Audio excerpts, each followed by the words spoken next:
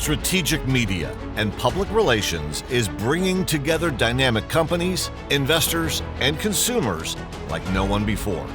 And we're doing it in a unique way while addressing the big changes underway in our world. Our world is fraught with both peril and opportunity. The world is changing. Long-term conflicts are shaping up over commodities, currencies, and influence. Political lines are shifting. Yet mankind moves on to meet the needs of a growing world. Newer, cleaner energy, medical breakthroughs, ways to better our lives, better ways to move into the future. Join us now for today's topic. Now, Chris, another topic that's really important today is natural resource nationalism. It's happening all over the world.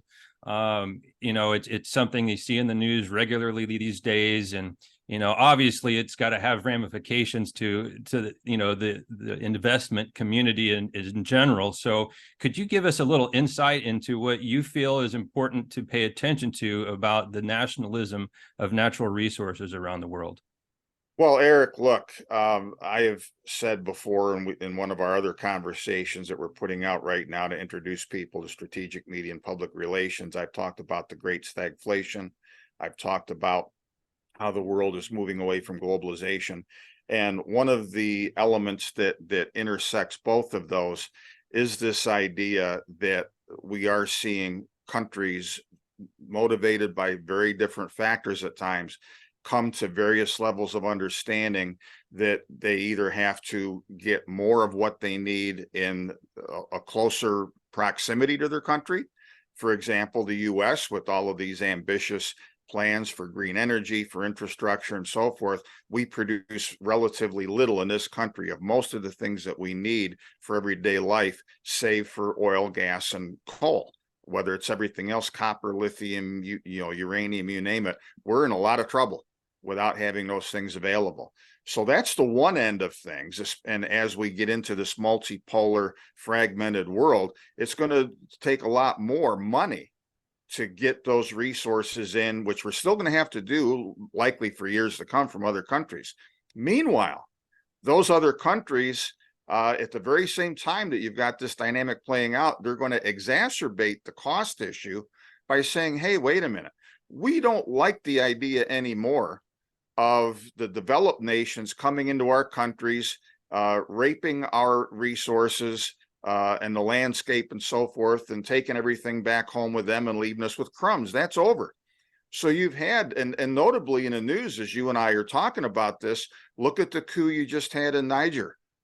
A big uranium exporter, an exporter of a lot of other metals and minerals and things like that. Of course, the average person is oblivious to the fact that for all the talk about democracy and brotherhood and equality and things like that, France is still a colonial overlord in Africa. And that has been laid bare by all of this. These countries just don't think France has the right any longer. And again, a lot of people didn't even realize this is still going on. To go into these countries, they take the gold. I saw a great graphic recently on this subject, in fact, Eric, where you look at Mali, numerous gold mines in a country, they have no gold resources, and a third of the country is in poverty. France has no gold mines to speak of and all kinds of gold resources. Guess what? I'll give you three guesses how that happened, and the first two don't count. Okay, so folks don't realize that the blatant hypocrisy, and in this country, the Biden administration, they won't allow development projects, especially Minnesota, which I'm near right now, to get off the ground that would give us battery metals. Yet the Biden administration earlier this year made a deal with the Democratic Republic of the Congo and some people there to get battery metals produced by child labor, operating under conditions that were outlawed in this country over a century ago. So this is ending, okay? And there's a lot of pushback. You look at Chile, which is about to join the lithium triangle countries in South America and develop its own lithium industry. They want to nationalize it, at least in part. They want to do what they do with the copper industry and have a public-private partnership. Bottom line, the cost is going to go up. You want lithium for the green economy? Fine. You're going to pay for it. You want copper for the green economy and for infrastructure? Fine. You're going to pay for it.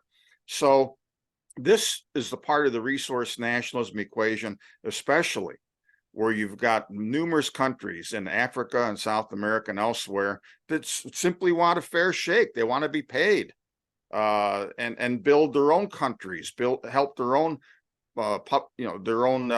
people out in this. So this is part of what is going to raise the cost structure worldwide for resources. It's going to keep inflation elevated and so forth.